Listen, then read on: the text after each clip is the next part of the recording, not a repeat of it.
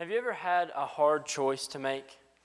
Maybe it was a choice that you had to make of where you're going to go to school when you graduate.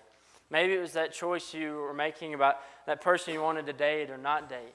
Maybe it was the choice you're making of, the job you were going to take, or the choice you're making in some sort of family decision or a move, or maybe it was financial choices or some sort of health choices that you had to make.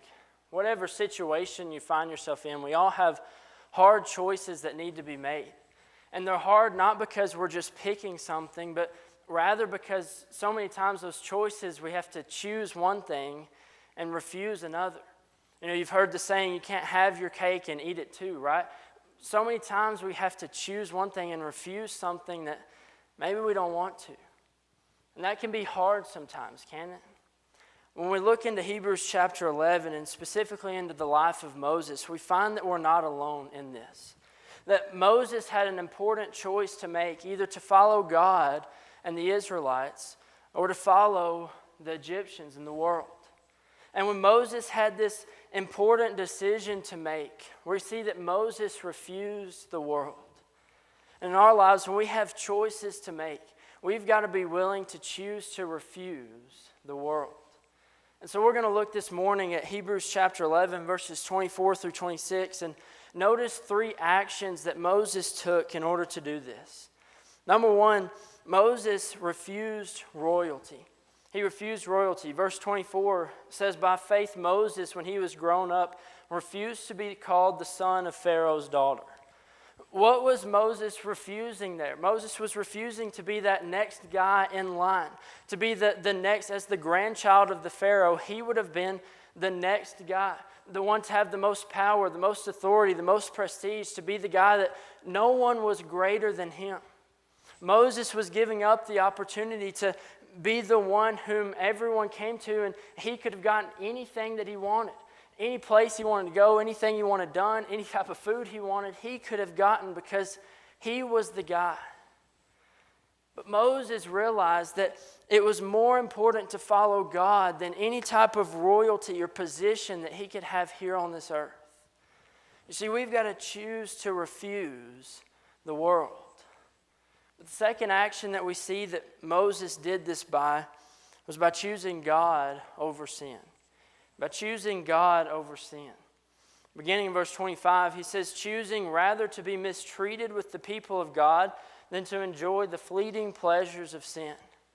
Moses chose the people of God over those sins.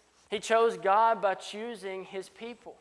And you can imagine what a hard decision this would have been, going from being someone who could have been royalty to being someone who's mistreated, it says. The Israelites were in slavery. They were being punished. And you say, why would he go from a position to where he could have been royalty to someone who's in slavery? And the answer is because Moses realized that those pleasures, the things of this world, are fleeting. He realized that while there is pleasure here on this earth, those things don't last. They're here for a minute and gone the next. There's no real substance to that. He realized that following God and his people was more important than any pleasures he could have here on this earth. You see, we've got to be willing to choose to refuse the world. The third way that we see Moses made this commitment was he considered Christ greater than wealth. He considered Christ greater than wealth. Beginning in verse 26, he says, he considered the reproach of Christ greater wealth than the treasure of Egypt, for he was looking to the reward. Moses considered the reproach of Christ. That word reproach literally has the idea behind it of an insult. So he considered the enslavement of the Israelites an insult to Christ. And that was so much more important than any treasure he could have had. Notice he says he considered it that to be that way. That word considered means to lead your mind to. Moses had to lead his mind to realize that the reproach of Christ, that the insultment of Christ was more important than the wealth. Egypt was the most powerful and the most wealthy nation that there was at this time. So we're not talking about just a little bit of pocket change. This was as much wealth as he could want. He was willing to give up that because he realized that following God, following God's people was greater than any wealth he could have here on this earth. You see, we've got to choose to refuse the world. You know, Moses really had a choice of two options, either to follow God by refusing the world or to follow the world by refusing God. And we see by these three actions that Moses took that he chose to refuse the world. And you say, why would Moses choose to refuse the royalty and the pleasures of sin and the wealth he could have had here? And the answer we find is at the end of verse 26, where he says he was looking to a reward. The reason Moses chose to refuse the world is because he was looking to a reward. He realized that he could have much greater reward in God than he could ever dream of having here on this earth. He chose to refuse the world. This morning, I don't know where you are in your life, but I do know that we all have the exact same choice that Moses had. Either to follow God or follow the world. And we see from the example of Moses that we should be to refusing the world, but you say, why should I want to refuse the world when that person is trying to get me to go that place with them, when that person wants me to do that thing with them? Why should I refuse that relationship with that person? Why should I refuse to chase wealth and chase money? Why should I refuse fill in the blank? Maybe it's not even the decision between something good and bad. Maybe it's the decision between something good and better.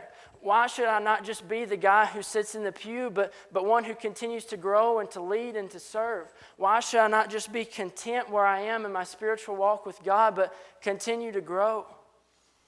We think about whatever situation we're in, the temptations, or even the decisions we have, and you say, why should I refuse the world and what the world tells me to do? It's because as followers of Jesus, we should be looking to a reward. We should realize that the reward we can have in Jesus is 10 times, it's 1 billion times better than anything we could dream of here on this earth. And when we do, you think about how great our lives would be, the relationship we can have with God because we're putting our hope in Him and an eternity with Him.